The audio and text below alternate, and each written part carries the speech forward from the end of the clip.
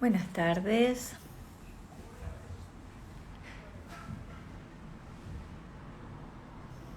¿cómo les va?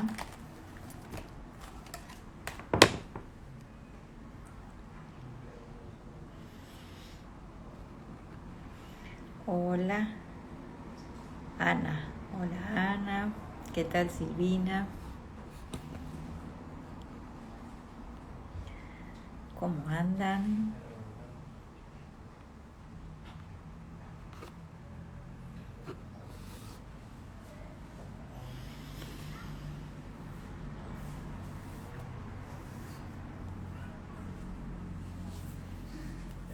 Hola, Ani. Si te da para pedir la invitación al ingreso. ¿Qué tal, Paola? ¿Cómo va? Hola, Tatiana.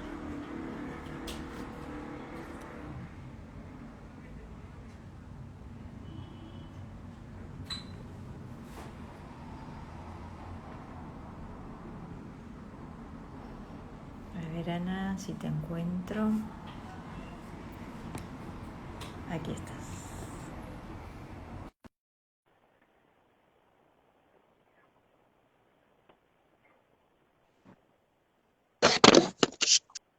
Bueno,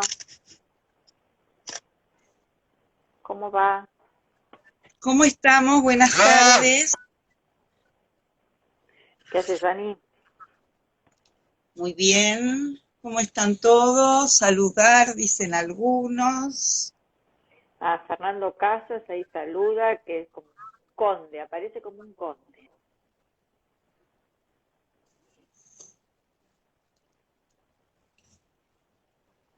Bueno, vamos esperando que lleguen.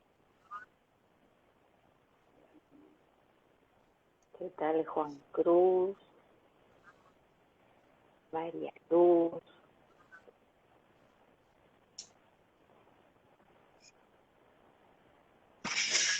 Hola, Vir. Volvieron, se volvieron las bibliotecas, vamos buscando. No, Ani no, Ani tiene como un puesto fijo ahí. Yo voy mostrando distintos escenarios según la tertulia. Estoy tratando de encontrar un tema con la luz hoy. Bueno, qué Sí, suerte, Giselle, que te gusta pasar la tarde con nosotras.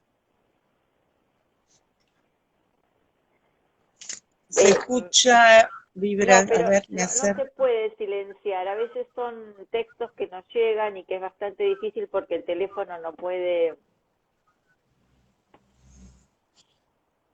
digo, pero los estudiantes aquí no hay modo que interfieran con sonido como en el Zoom. Así que sí, ese es nuestro, chicos. Ya me voy anotando algunas cosas que puedo responder porque ahora estoy mirando. 2 minutos hasta que empezamos. Sí, sí, están silenciados, pero viste que a veces vibran igual.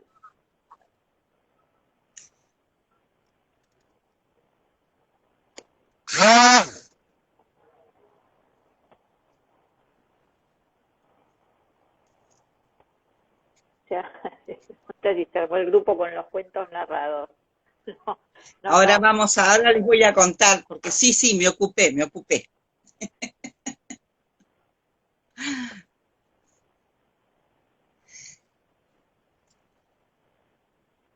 Es que desde la PC me parece, yo al menos no tengo Instagram en la PC, lo tengo en el teléfono. Yo tampoco. Me parece que es más Ah, complicado. voy a indagar el fin de semana. Pero claro, a veces lo que se escucha que son como mensajes que entran, deben ser alguna vibración. Yo como yo uso luces nada más porque los ruidos del teléfono me atormentan. Alguna sí, por si no llegó a leer la otra profe, le preguntaba si podría decirnos algo acerca de rendir libre esta materia, alguna recomendación, Ahora le alguna vamos a experiencia. dedicar unos minutos porque hubo varias preguntas vinculadas al tema acreditación, promoción, así que bueno, capaz que que podemos ir empezando, André. Y esperemos un minutito más, si te parece. Bueno, un mate y vamos.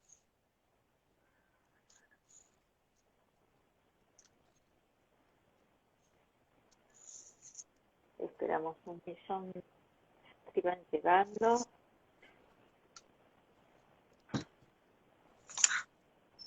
Hola, Dani.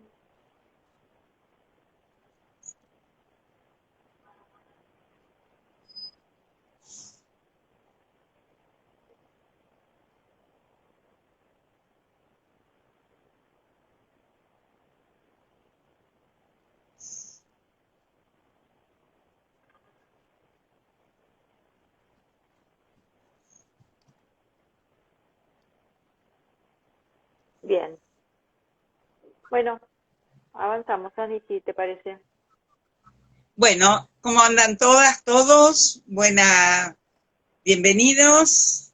Viernes, aquí estamos para pensar juntos y juntas algunas cuestiones vinculadas a la didáctica, y nos quedó la sensación con Andrea, mientras vamos haciendo ajustes, intercambiando impresiones sobre lo que va pasando, así como la vez pasada les contamos que no nos gustó haber cortado los mensajes, también nos quedó la impresión de que de pronto no fuimos claras entre que el primer día tuvimos problemas de conexión, la semana pasada estuvimos medio clase, medio festejo, que no nos quedó claro o no fuimos claras en la transmisión de la estructura de estos encuentros.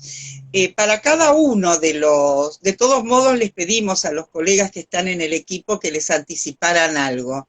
Para cada uno de los temas que vamos tratando, dejamos un encuentro que es de conversación. Cuando lo planteamos el cuatrimestre pasado teníamos muchas dudas respecto de si íbamos a poder o no conversar, y nos dimos cuenta que sí, que podíamos. Por lo tanto, el último encuentro de cada eje temático sería el caso en relación con enseñanza. El último encuentro lo dejamos para una conversación. ¿Qué quiere decir? Que ustedes pueden preguntar, opinar, cuestionar, hacer sugerencias, por supuesto, vinculados al tema que estamos trabajando. Por lo tanto, hoy es viernes de conversación sobre enseñanza. Tienen un ratito para ir pensando algunas preguntas mientras hacemos algunos ajustes organizativos. El primer ajuste organizativo es que no respondemos cuestiones organizativas en esta conversación, sino que nos dedicamos al contenido. La segunda cuestión tiene que ver con los cuentos. Ahora vamos a hablar de los cuentos. Ojalá nos cuenten ustedes algo acerca de qué pasó con el cuento. Pero ustedes van a recibir un podcast de una institución que compiló ya los 50 primeros cuentos y está por dar a publicidad los 50 segundos. Por lo tanto, ustedes lo van a recibir como si fuera de una institución. La institución se llama Yol en Buenos Aires, así que procesos de autoría, bien. Así que van a recibir los cuentos, pero no es una compilación nuestra. La verdad que lo último que nos falta, Andrés, es aprender a compilar y armar un podcast con cuentos y demás. Creo que, por lo menos para esta semana, no lo tenemos como propuesta. Así que si están de acuerdo, le vamos a hacer llegar el link a cada uno de los colaboradores de la cátedra para que lo hagan llegar, y lo subimos también acá en Instagram. Esto es una de las cuestiones que queríamos aclarar, nada, por el solo gusto. No sé por qué quiere decir por qué no, cuál sería el por qué sí. Bueno, alguien ya lo va a aclarar. No, Vir está preguntando por qué la estudiante que es Belén señala que no le respondimos los procesos de autoría. Me parece que Vir le está consultando al respecto. Listo. Bueno, es una de las cosas por las cuales enseñanza y acto creador. Bien. André, ¿querés anotar mientras yo termino de contar? Porque después me olvido. No estoy preparada, pero ya mismo. Bueno, verán que acá no hay nada ensayado previamente. No, hubo algunas preguntas vinculadas a la relación entre el trabajo, sí, traza didáctica también, entonces, autoría, traza didáctica y proceso creador, que además van de la mano las tres. Autoría, traza didáctica, proceso creador. Bien, pero déjenme contarles algo respecto del trabajo integrador y la evaluación a partir de algunas preguntas que fuimos recibiendo. No hay ninguna relación, por favor, que quede clarísimo, no hay ninguna relación entre el trabajo integrador y la acreditación. La acreditación, esto es hasta el momento.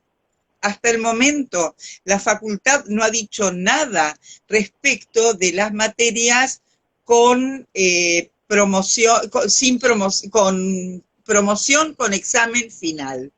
Se ha expedido sobre las materias que tienen promoción directa. Por lo tanto, el trabajo integrador es, como su nombre lo dice, un trabajo que integra lo que fuimos avanzando durante la cursada.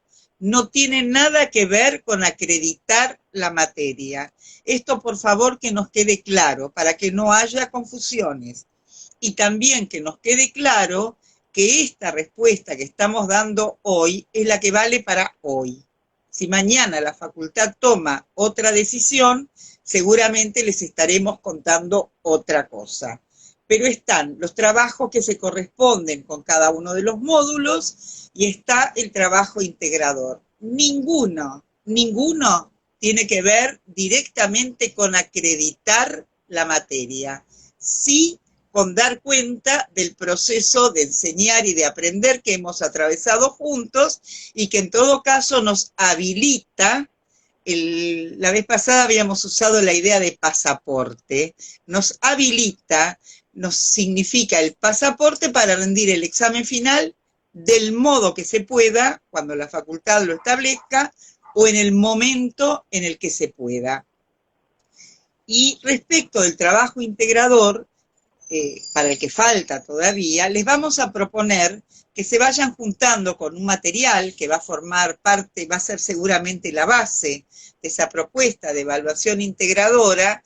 Es un libro que dictó la Universidad Pedagógica, que está online, que no tiene ningún costo, que es de fácil acceso. Ahora les digo cómo se llama y después les mandamos la información a través de las vías habituales de comunicación. El libro se llama Pensar la educación en tiempos de pandemia, entre la emergencia, el compromiso y la espera. Emergencia, compromiso y espera, tres variables que nos están atravesando de diferente modo en cada una de nuestras actividades y también en esta actividad de enseñar didáctica. Entonces, aclarada la cuestión de los cuentos, que parece trascendental, aclarada la cuestión de la evaluación, que es trascendental, aclarado el régimen de funcionamiento entre clases y conversaciones, empezamos la conversación de hoy y aparecieron tres temas que ustedes planteaban recién. Ani, Autoría, sí. perdón, antes, porque me parece que tiene que ver con los planteos que empiezan a hacer las y los estudiantes, quizá revisando algo de los trabajos que ellos mismos van produciendo y pasando por las aulas. Nosotros insistimos en que la relación entre la enseñanza y el aprendizaje, hago un marco un poco más amplio para que después nos metamos ahí o que vos puedas ahí trabajar más finito.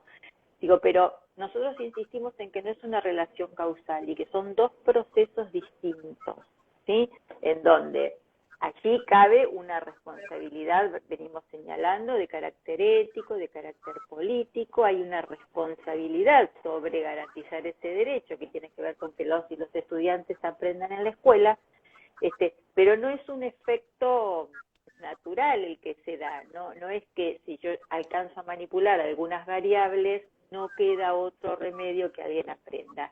Esto también va en línea con la forma de expresarlo en la escritura, ¿sí?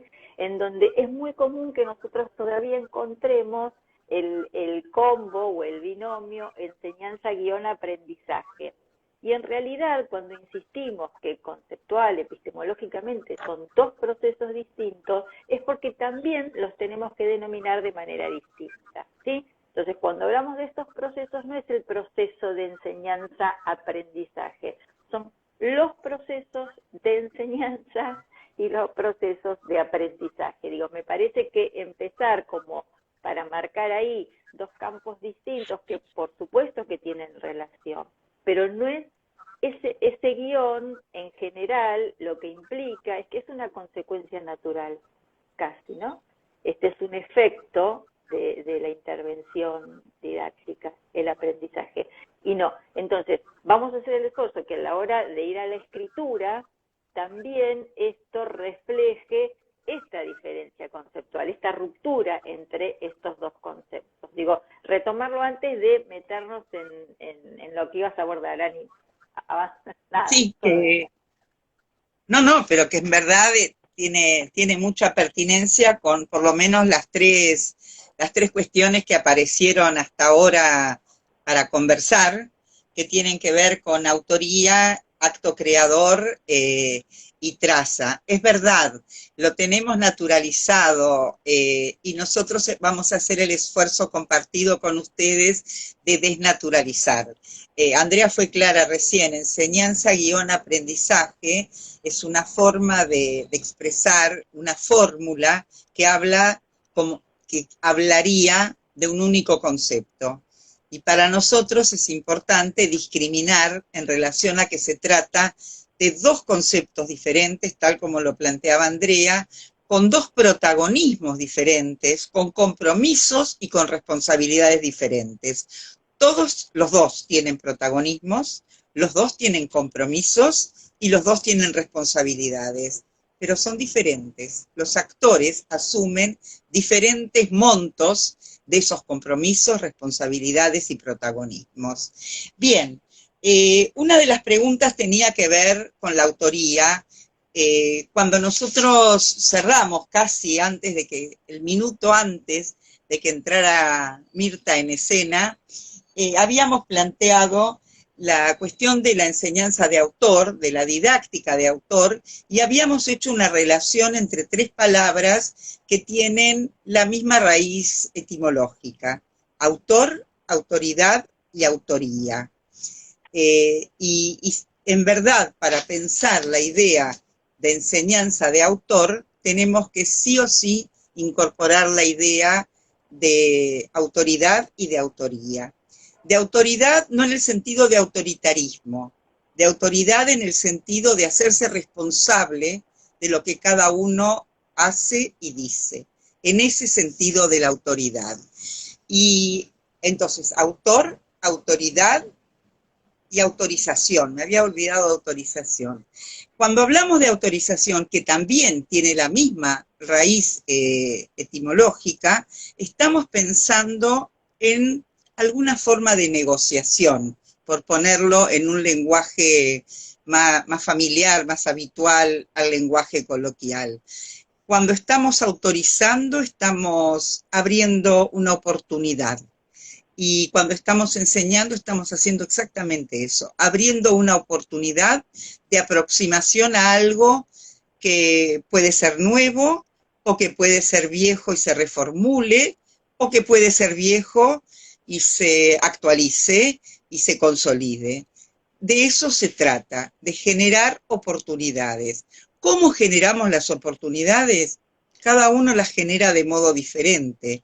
Más allá de la normativa, de las regulaciones institucionales, entran en juego cuestiones que sobre todo las podríamos enmarcar cuando la semana pasada planteábamos esta cuestión desde enseñar desde una posición ética. Cuando hablamos de enseñar desde una posición ética, estamos pensando en los compromisos personales, estamos pensando hasta en las características de personalidad, en los modos que tenemos de comunicarnos, en cómo actuamos con nuestra voz, con nuestro cuerpo, con nuestra mirada. No es lo mismo estar leyendo una clase frente a los estudiantes que estar hablando y mirándoles a los ojos.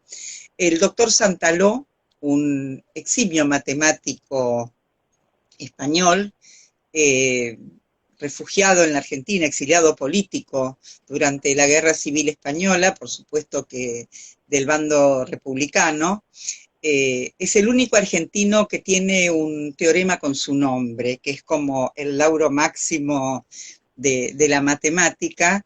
Estaba siempre muy preocupado por el tema de la enseñanza de la matemática, y cuando todos podrían pensar que se iba a dedicar a escribir libros sofisticadísimos de matemática, en verdad todos sus últimos años se dedicó a escribir libros sobre la enseñanza de la matemática.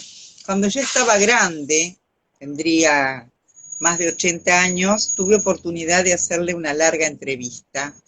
Y en ese momento había habido, ya no me acuerdo exactamente cuál de los tantos intentos de modificación de los criterios de evaluación en la escuela secundaria, y estábamos hablando de eso, y él decía que para enseñar y para evaluar lo que hay que hacer, y lo decía un matemático, ni un pedagogo, ni un psicólogo, ni una pedagoga, ni una psicóloga.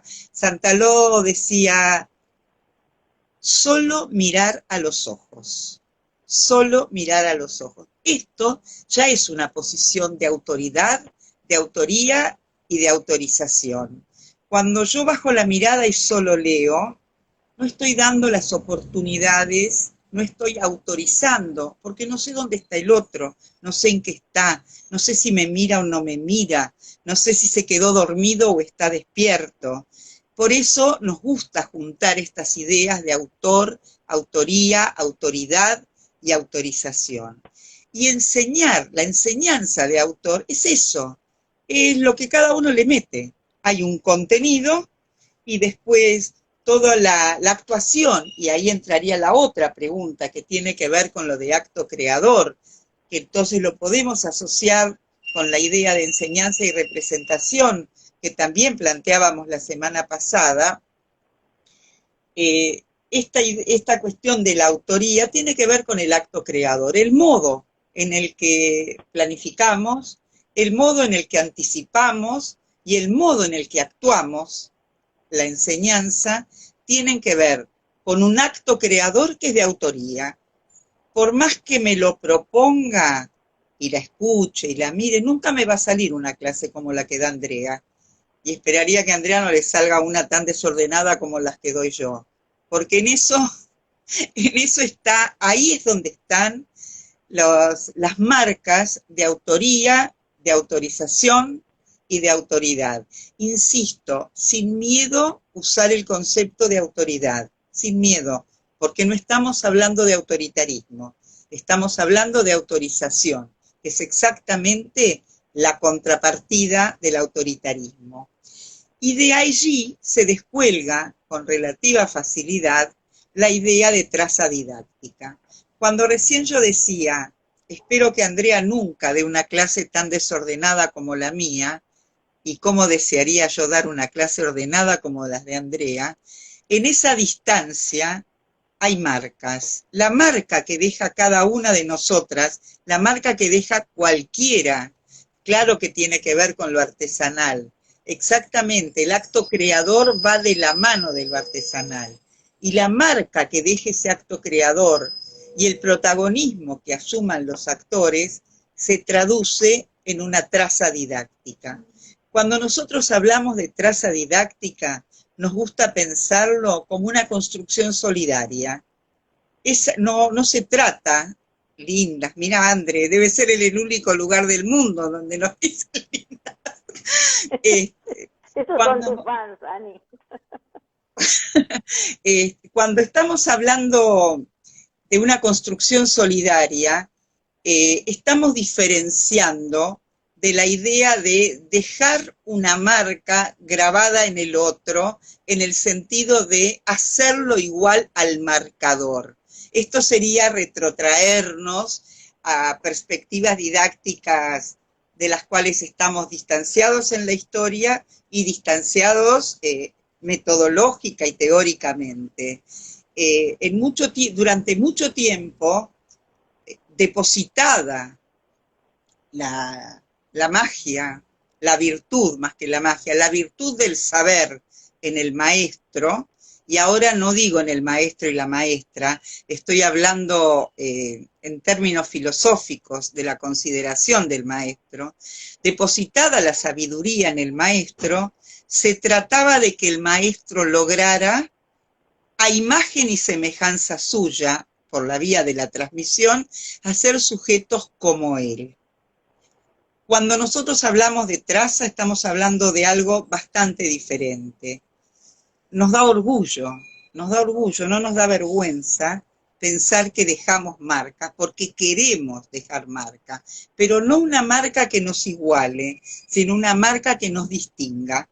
Y aquí estamos pensando en dos situaciones completamente diferentes. Entre igualar y distinguir, distinguir tiene que ver con distinción, otra raíz epistemológica, estamos hablando de cosas completamente distintas. Por eso al principio decía, acto creador, autoría y traza van de la mano y muy pertinentes las tres preguntas y además organizaditas. Ya nos mandaron las preguntas como con la facilidad de poder organizar las respuestas. No sé, Andrés, si vos querés agregar algo a esto. Mira, estaba pensando en las cuestiones de la formación, porque me parece que también lo que traen las estudiantes que lo plantearon tiene que ver quizá con los materiales de Andrea Lió, y tiene que ver con la formación de los docentes, ¿no? ¿Dónde aprenden o con quiénes aprenden los que enseñan,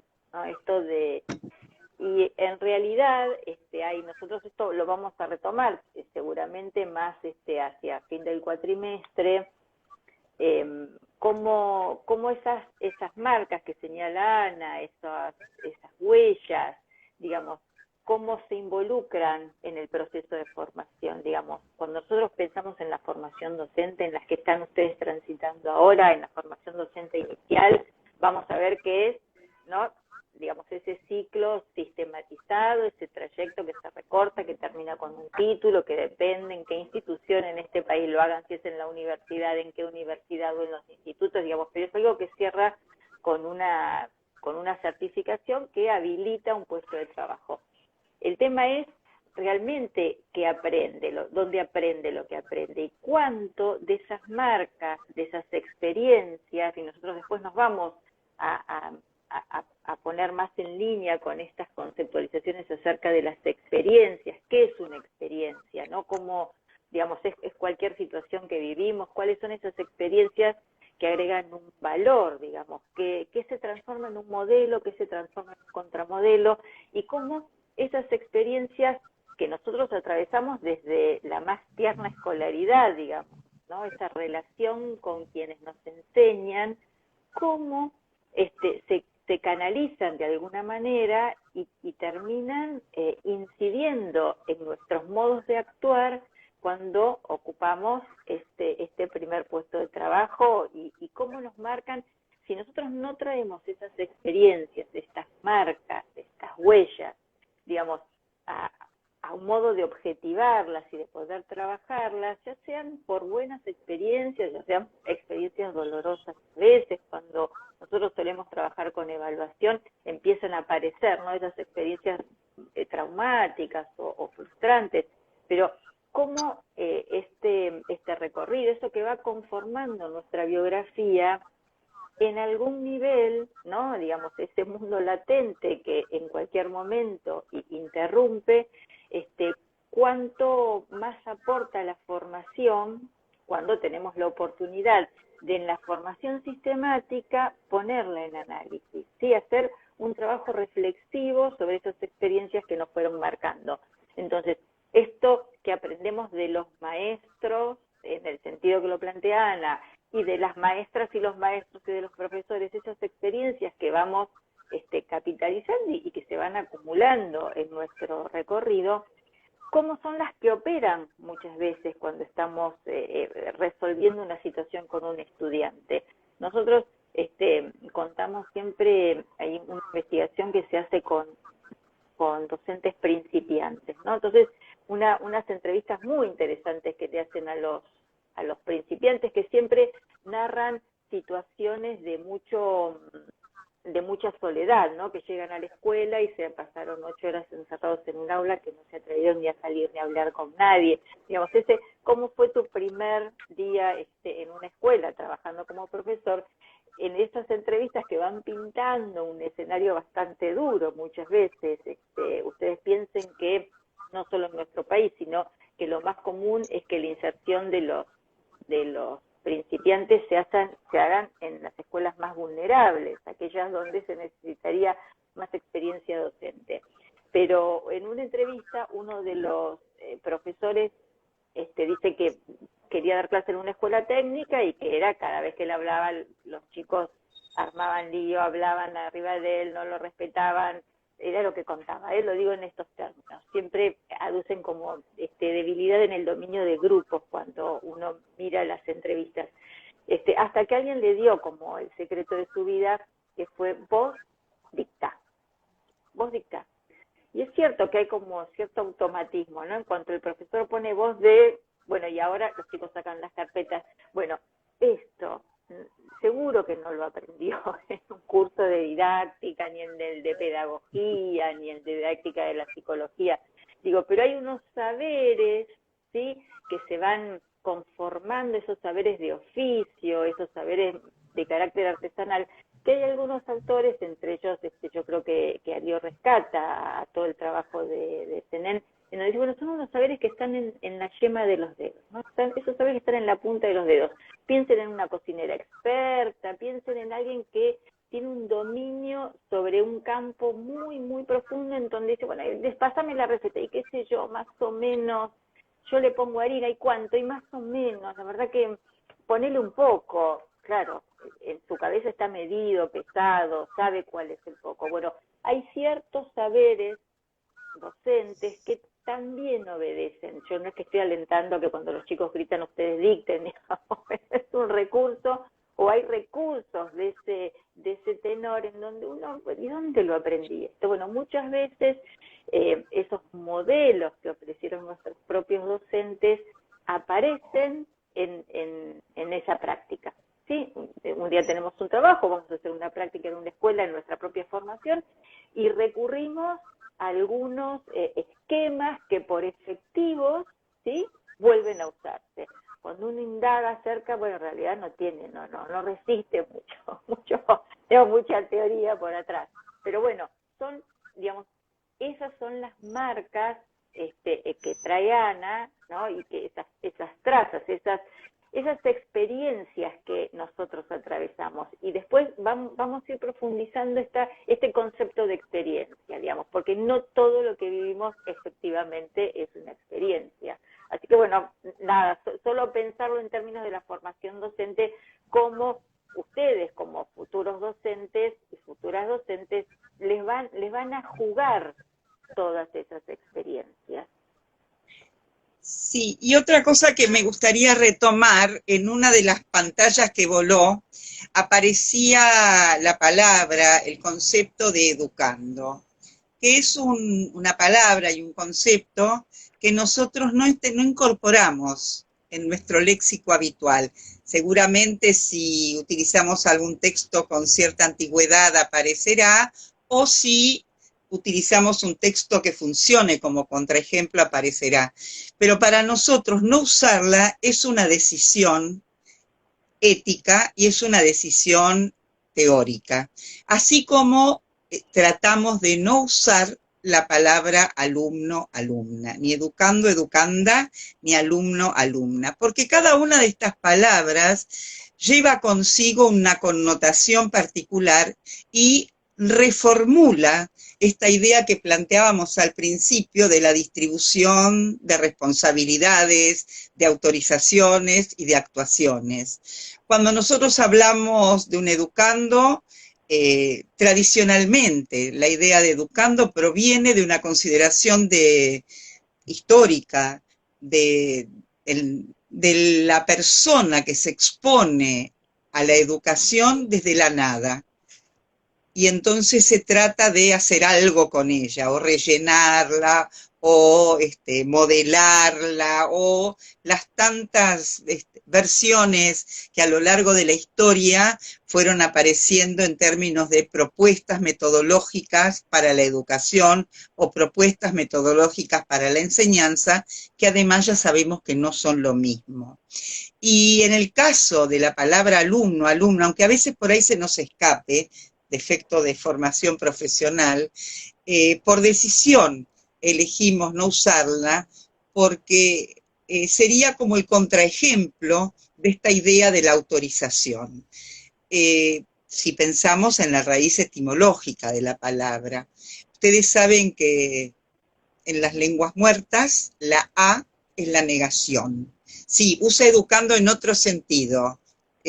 Háganme acordar en un ratito que retomemos la consideración de Freire. Pero, digamos, la letra A es una negación. Lo asintomático, para usar un vocablo muy de estos tiempos, es lo que no tiene síntomas. El alumno es el que no tiene luz. Y entonces no habría necesidad de autorización, porque solo habría responsabilidad de la transmisión. No hay luz, mi tarea como sabiondo es iluminar.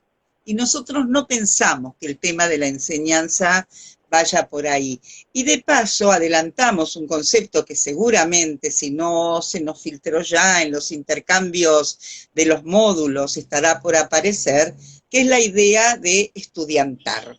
Nos gusta mucho más alinearnos detrás de la idea de estudiantar que detrás de la idea de alumbrar. Porque además de una autorización, en ese caso hay una forma de transferencia de responsabilidad, una habilitación que va en consonancia con la idea de autorización. Cuando recién traían ustedes la idea de educando en Paulo Freire, tiene una consideración bastante diferente a la que tiene desde la perspectiva de la educación tradicional. Paulo Freire, en su momento, y se están cumpliendo 50 años de la primera edición de La Pedagogía del Oprimido, un libro que para ciertas generaciones fue fundante para construirse una mirada sobre la educación y sobre la escuela. Paulo Freire, y lo voy a plantear en una forma casi cruel, brutal, hablaba de dos tipos de educación en aquel entonces. Él planteaba la educación bancaria y la educación liberadora, y establecía cómo son los vínculos. Él no usaba seguramente estas ideas ni de autorización ni de habilitación, pero sí analizaba los vínculos entre educador y educando, sí usa los dos términos, cuando se trata de una educación bancaria o cuando se trata de una educación liberadora. Cuando se trata de una educación bancaria, él hacía la sinonimia, la relación entre qué acciones se hacen en un banco. Básicamente se deposita plata o se saca plata. Esa es la función de los bancos. Una educación bancaria, explicada brutalmente en los 3 minutos que tenemos para dedicarle este tiempo, tendría que ver con eso, con que yo que tengo plata, en este caso no tengo plata, pero tengo la luz, que tampoco la tengo, deposito casi con potencia, con fortaleza, deposito en el otro lo que tengo, desde la consideración de que lo que tengo es bueno. Y aquí vale la pena revisar la idea de enseñanza educativa, que no es de Freire, que no es de su época, que tiene una raíz teórica completamente diferente. Y del otro lado de la balanza pone la idea de educación emancipadora, donde recupera con un sentido completamente distinto la relación, más que la relación entre educador y educando, pero sobre todo la relación que se genera a partir de la educación. Y entonces él plantea la relatividad de estos dos conceptos y dice, todos podemos enseñar, todos podemos educar, todos podemos aprender, todos podemos ser educados. A mí me gustaría que nos quede clara esta situación, esta diferenciación entre una mirada sobre el concepto de educando, que iría en términos de Freire de la mano de la educación bancaria, y otra perspectiva en relación al educando de la mano de la educación liberadora, democratizadora. Pero a los efectos nuestros, digamos, si estuviéramos en un curso de pedagogía, le dedicaríamos, y nos encantaría, horas a este tema, pero bueno, tratándose de un curso de didáctica, lo resolvemos un poco más sencillamente, tratando de no usar este término, y en todo caso dejándolo para la reflexión incluso en el momento de planificar las prácticas, que faltará atravesar 903, 904. Y la otra cuestión que me interesaba rescatar, que bueno, ya veo que hay algunas menciones al concepto de estudiantar, si efectivamente es una acción, por eso la estamos destacando, no a un sujeto, sino a una acción, pero hay una responsabilidad de dos sujetos para que se pueda concretar la idea de estudiantar.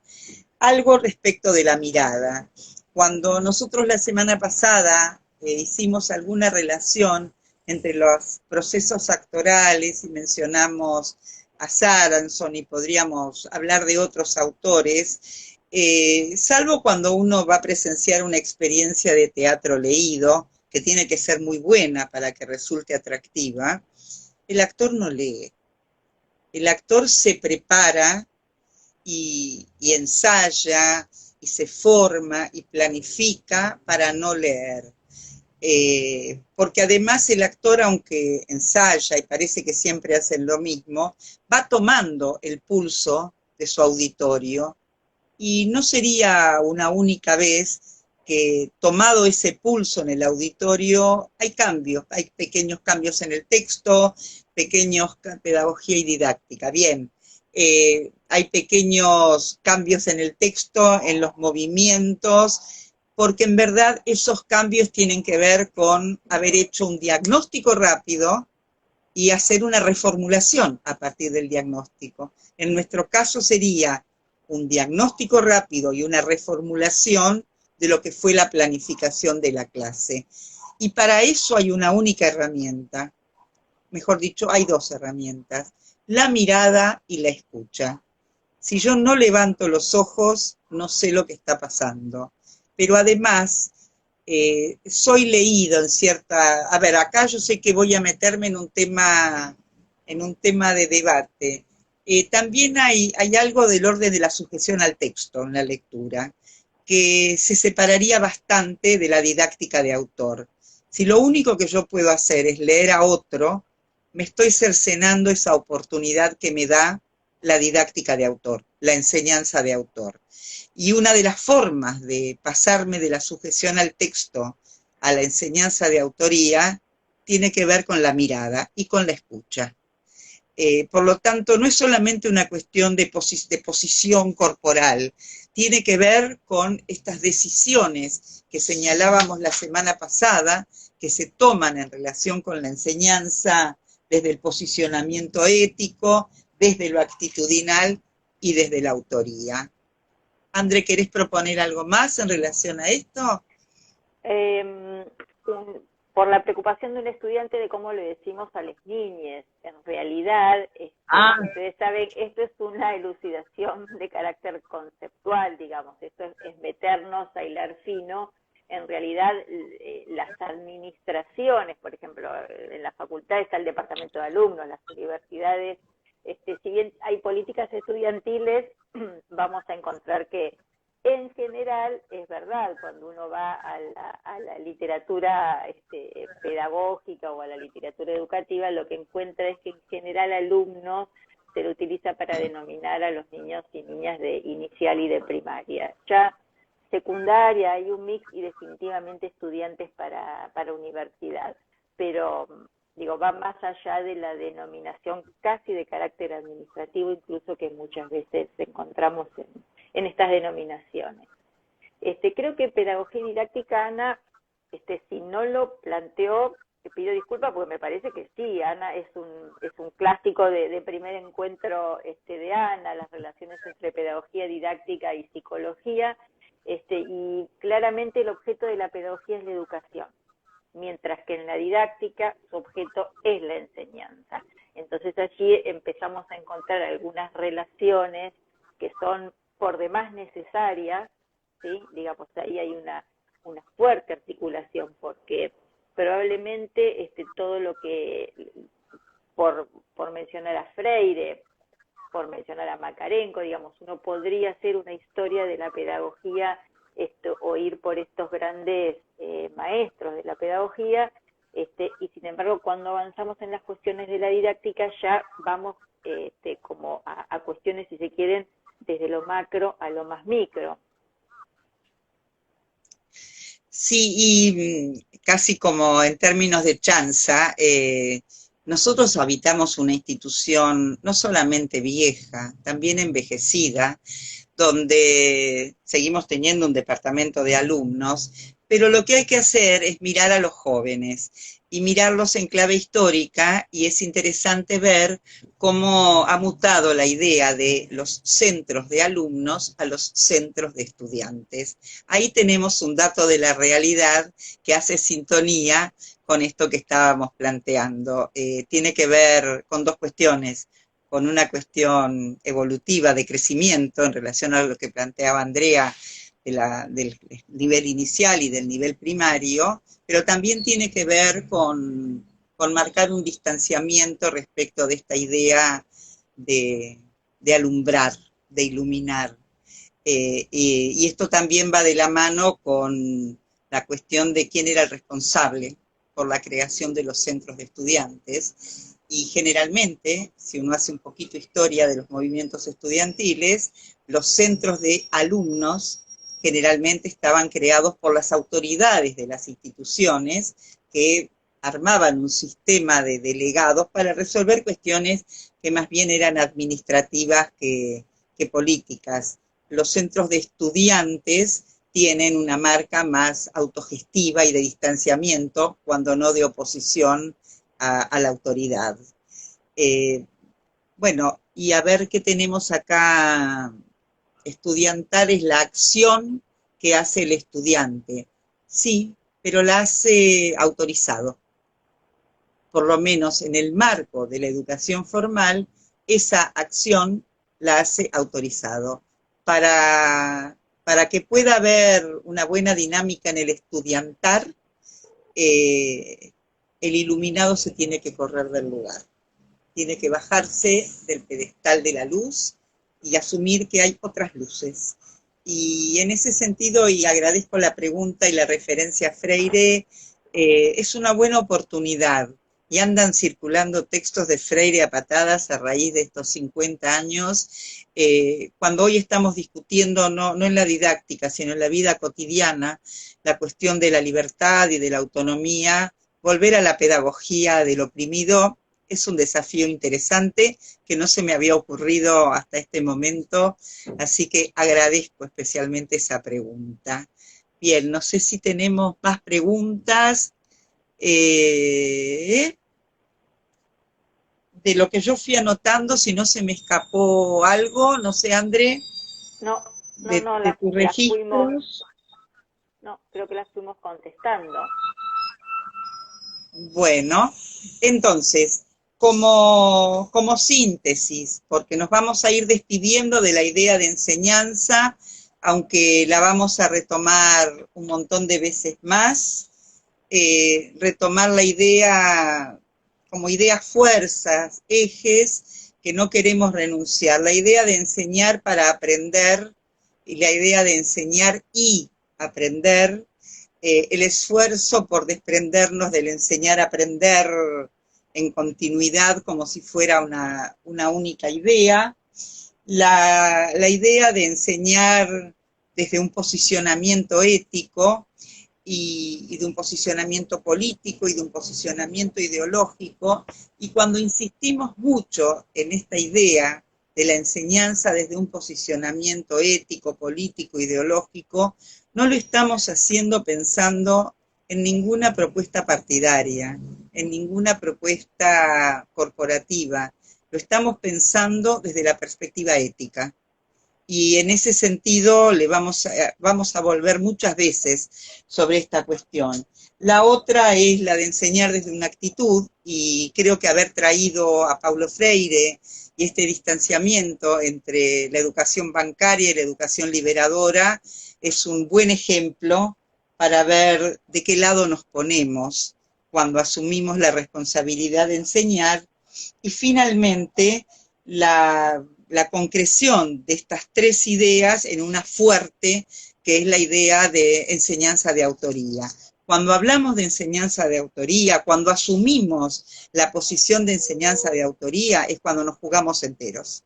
Y estamos pensando siempre que de eso se trata, de jugarse enteros, porque hay que saber mucho, hay que saber bien, pero hay que tener pasión. Y sin pasión lo otro se transforma en algo sumamente tedioso. André, ¿querés agregar algo más? Te veo ahí como en la largada. No, me quedo pensando en cómo a medida que uno va teniendo su experiencia en el campo, puede ir reconociendo ciertos modos, ¿no? Estas posiciones que estamos trayendo a partir de Freire, pero digo, tiene que ver con lo que también trabajamos en el modo, con la construcción de enfoques que van haciendo o que vamos haciendo los profesores, en donde ahí la pedagogía, digamos, es un gran, si se quiere, banco de herramientas, o es el gran banco de herramientas. La psicología es unos insumos privilegiados. Digo, y cómo en esos enfoques que vamos desarrollando, tiene que ver la mirada de quien aprende, ¿sí?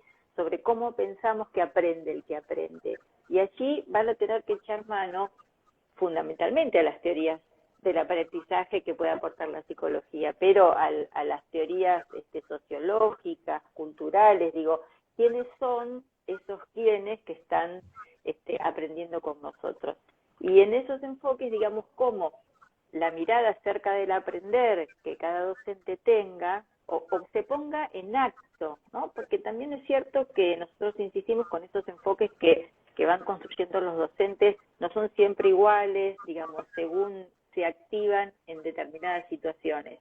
Pero si yo tengo confianza en que el grupo de pares va a ser el ámbito o el contexto en donde se van a producir los mejores aprendizajes, probablemente mi enseñanza esté centrada no en la figura del docente, sino en cómo generar condiciones para que esas interacciones ocurran, ¿sí?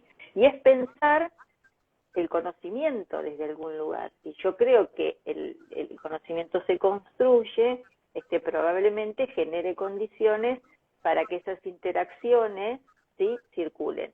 Si yo creo que el conocimiento es algo, digamos, o la inteligencia es algo que lo determina y es con lo que venimos dotados y tiene ciertas limitaciones, o sea, de carácter innato, bueno, probablemente, ¿no?, ahí haga jugar en esas concepciones sobre la inteligencia y sobre cómo aprende alguien en contextos institucionales, haga jugar otras estrategias. Con lo cual, un estudiante decía, bueno, pensarse, ¿no?, y ponerlas en análisis esas experiencias, y reconstruirse en esas propias experiencias. Pero la reflexión, la evaluación, el metaanálisis sobre la enseñanza, ¿no?, sobre lo que hacemos, las decisiones que tomamos, también se juegan como cruciales a la hora de elaborar o de actuar estos enfoques, ¿sí? Probablemente tome la decisión que para enseñar algunos contenidos me pare adelante de un aula y diga, muchachos, esto es así, digamos, ¿sí? Y no está mal, no está mal. A veces nosotros no vamos a demonizar ninguna actividad por un prejuicio, digamos. Hay unos criterios que va conformando el docente que les permite definir cuál va a ser la mejor intervención.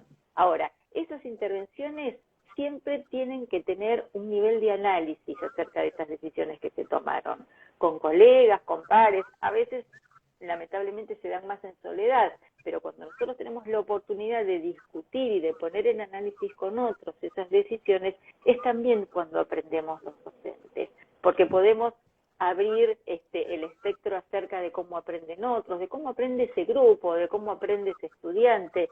Digamos, fíjense que aquí, recién nombrábamos la pedagogía y la psicología, se vuelven fuentes en donde uno lee experiencias permanentemente, en clave histórica, pero que siempre recupera algo de esos supuestos, de cuál es el lugar en el del sujeto en esta pedagogía, qué lugar se le atribuye, esta teoría de aprendizaje, qué lugar le atribuye al sujeto que aprende, cómo vincula a quien enseña, cómo vincula el conocimiento, ¿es central o es solo un ejercicio de desarrollo de habilidades vacías, sin contenido?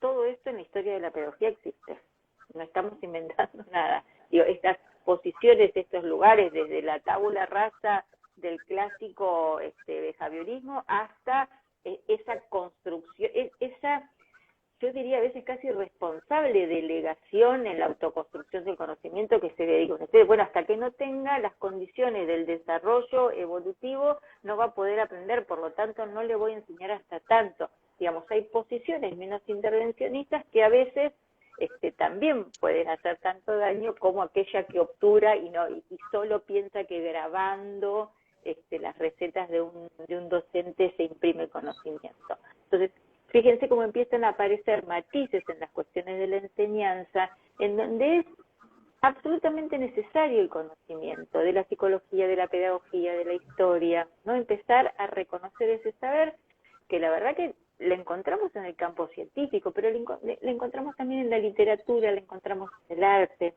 ¿sí? Digamos, cómo se va conformando esos modos, esas posiciones, dicen algunos autores, esos enfoques, esos modelos. Van a ver que hay una serie, hay una variedad de maneras de nombrarlo, pero la verdad que nosotros tenemos que empezar a pensar, al menos en este espacio, cómo efectivamente se constituyen esos enfoques, cómo nosotros conformamos esos enfoques. Siempre una perspectiva crítica es la que nos va a dar los aportes, como, digamos, esta mirada, ¿no? Esta vuelta sobre lo que hacemos, las decisiones que tomamos, las propuestas que hacemos, sabiendo que siempre son modificables, perfectas y temporarias, como la ciencia misma. Sí, y ya para ir cerrando, exactamente, para ir cerrando, tomarnos de la última pregunta. ¿Las trazas son construcciones solidarias? Entonces, sí, son construcciones solidarias y de autoría. Creo que en esta, digamos, se resignifica la idea de traza y la de autoría si las hacemos jugar juntas, con lo que además estamos transfiriendo la cuestión de la autoría también al estudiante. Uno no se queda con cualquier cosa ni con todo del enseñante, elige. Y ahí está tomando una decisión de autoría. Gente, nosotros nos vamos a ir despidiendo antes de que nos eyecte el Instagram para quienes celebran el... Sí. Hay una pregunta que la retomamos desde la reunión que viene, ¿sí? El contexto actual nos pone de relieve los modos de enseñanza, no solo los nuestros, sino los de aprender que tienen los estudiantes. Volvemos sobre eso en la reunión que viene. Volvemos la semana que viene, pero para meternos en la idea de currículum, la enganchamos a partir de esta pregunta.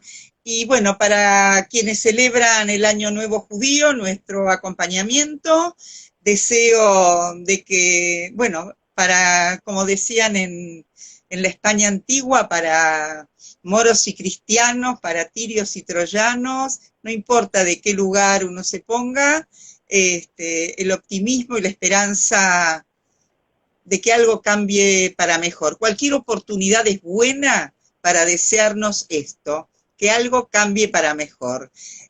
Hoy no tenemos cuento, tenemos deseos de que las cosas anden bien. Buen fin de semana para todos.